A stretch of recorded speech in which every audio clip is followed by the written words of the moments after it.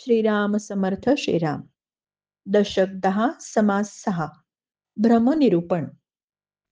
आता भ्रम काय झालाय आपल्याला सगळ्यांना, एका ज्ञानी माणसाखेरीज किंवा संतांखेरीज सगळ्यांना भ्रम झालाय. एका परब्रह्माखेरीज सार दृश्य विश्व केवळ भास आहे, भ्रम आहे. जो हा भ्रम ओळखून त्याचा निराश करतो तो ज्ञानी पुरुष. माणसाला विविध भ्रम होत असतात, निरनिराळ्या वेळी. प्रेमाच्या माणसांची ओळख विसरणं हा भ्रम झाला. ज्या व्यथा आपल्याला नाहीत त्या आहेत असं वाटणं हाही भ्रम झाला. हे सामान्य भ्रम सांगितलेले आहेत. वाट चुकणं, जागची वस्तू न दिसणं, या जन्मी जे दान करू ते पुढच्या जन्मी मिळेल असं वाटणं, सगळे मिथ्या आहे असं तोंडाने म्हणायचं पण वागताना चुकीचंच वागायचं हाही एक भ्रमाचा प्रकारच आहे. ज्ञानाची जोड असल्याशिवाय योगाचा अभ्यास करणं हाही भ्रम झाला. आपला पराकोटीचा एक भ्रम आहे की हे विश्व सत्य आहे हे मानून आपण चालतो. सर्व संत या भ्रमापासून मात्र अलिप्त आहेत. हे सार विश्वच भ्रम आहे, हे विश्व मुळात झालंच नाही असा अजातवाद सांगतो. समर्थ म्हणतायत, जे झालेची नाही सर्वथा तयावरी निर्गुणाची सत्ता, ऐसे हे ज्ञातेपणे बोलता तुझ लाज नाही.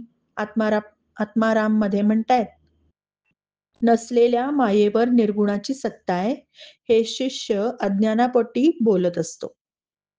अंधारामध्ये जीवाला दोरीत सर्प वाटतंय तसं अज्ञानामुळे जीवाला जगाचा भास होत असतो. अरे जे झालेची नाही त्याची वार्ता पुससी काही, दासबोध म्हणतं. आपल्यासारख्या सामान्य साधकांना हे पटणं काही शक्य नसतं. आपल्याला वाटतं असं कसं, आपण तर या जगात राहतो आहोत, आपल्याला हे सगळं दिसतंय, हे जग खरं आहे.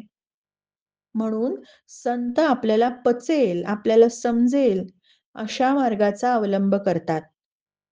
आपल्याला सृष्टी दिसते म्हणून आपल्या भाषेत त्यांनी सृष्टी कारण सांगितलं. पण तरी सुद्धा खरं काय हे सांगायला ते विसरत नाही. पुन्हा पुन्हा ते म्हणतात की खरं तर हा भ्रम आहे.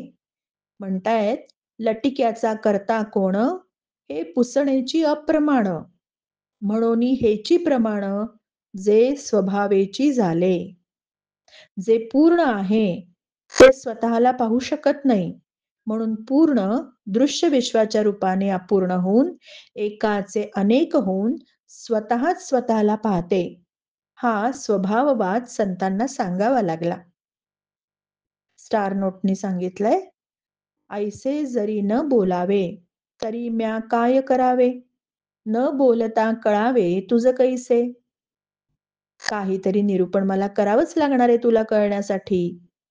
पण हा शब्दांचा विषयच नाहीये, मुळात अनुभवाचा आहे. पण तरी कृपाळूपणे संत आपल्यासाठी शब्द ठेवतायत. ऐसे जरी न बोलावे तरी म्या काय करावे, न बोलता कळावे तुझ कैसे. आत्माराम. श्रीराम समर्थ श्रीराम.